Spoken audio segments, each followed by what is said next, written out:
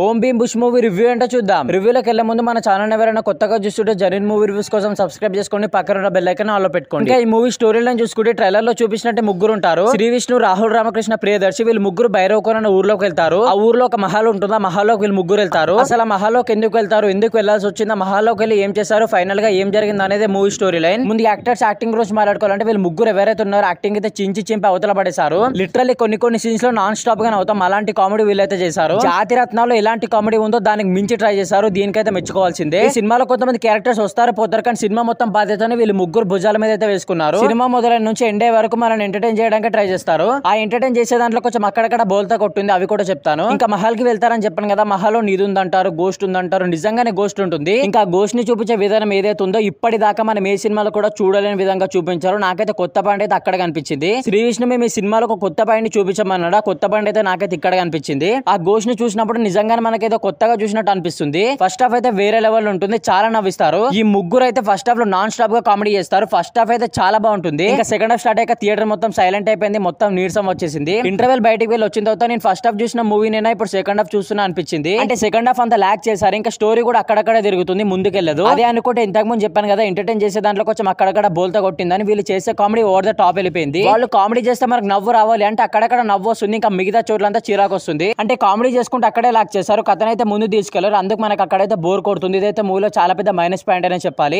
ఇంకా దయ్యాన్ని చూపించే విధానం అయితే చాలా బాగుంది, దానికైతే వంక పెట్టాల్సిన అవసరం లేదు. కానీ అక్కడక్కడ విఎఫ్ఎక్స్ అయితే సరిగ్గా లేదనిపించింది. దయ్యాన్ని బాగానే చూపించారు, కానీ హర్రర్ సీన్స్ అయితే అంతగా తీయలేదు అనిపించింది. ఆ హర్రర్ సీన్ చూస్తుంటే మనకైతే భయంగా అనిపించదు. కొన్ని సీన్ లో విజువల్స్ అయితే ఏ సినిమాలో కూడా చూడలేని విధంగా కొత్తగా ఉంటాయి. కొన్ని చోట్ల సీన్ చూడగానే మనం ఇంతకు ముందు సీన్ ఏదో మూవీలో చూసాం కదా అనిపిస్తుంది. ఇంకా బీజిఎం గురించి మాట్లాడుకోవాలంటే బాగానే అనిపించింది. సిచ్యువేషన్ కి సీన్ కి తగ్గట్టు అయితే బీజిఎం అయితే బాగానే పడింది. బీజిఎం అయితే బాగుంది, కానీ సాంగ్స్ అయితే నచ్చలేదు. అసలు సాంగ్స్ ఎందుకు వస్తాయో కూడా అర్థం కాదు. వచ్చిన సాంగ్స్ కూడా అంతా బాగుండవు. ఇంకా జాతి రత్నాల్లో ఎలాంటి సిల్లీ పాయింట్ తో సినిమాని ఎండ్ చేస్తారు, ఈ మూవీని కూడా ఒక సిల్లీ పాయింట్ తో ఎండ్ చేస్తారు. నాకు మెయిన్ గా ఈ సినిమాలో నచ్చింది ఏంటంటే గోస్ట్ ని చూపించే విధానం. దయ్యాల మీద చాలా సినిమాలు వచ్చాయి, కానీ ఇలాంటి డిఫరెంట్ కాన్సెప్ట్ తో మాత్రం మూవీ అయితే రాలేదు. మేము హర్రర్ సినిమాలు ఏదైనా కొత్తగా చూడాలనుకుంటే ఈ మూవీ అయితే మీకు కరెక్ట్ గా సెట్ అవుతుంది. ఫస్ట్ హాఫ్ అయితే super full comedy, second half కొంచెం వర్కౌట్ కాలేదు. ఇంకా దయ్యాన్ని చూపించే విధానం బీజం అయితే వేరే లెవెల్. మాకు కామెడీ హర్రర్ సినిమాలు ఏదైనా కొత్త పాయింట్ చూడాలనుకుంటే ఈ సినిమాకి అయితే వెళ్ళడానికి అయితే ట్రై చేయండి. ఇది గైస్ రివ్యూ నచ్చితే వీడియో లైక్ చేయండి, షేర్ చేయండి. ఇలాంటి మూవీ రివ్యూస్ కోసం మన ఛానల్ ని సబ్స్క్రైబ్ చేసుకోండి.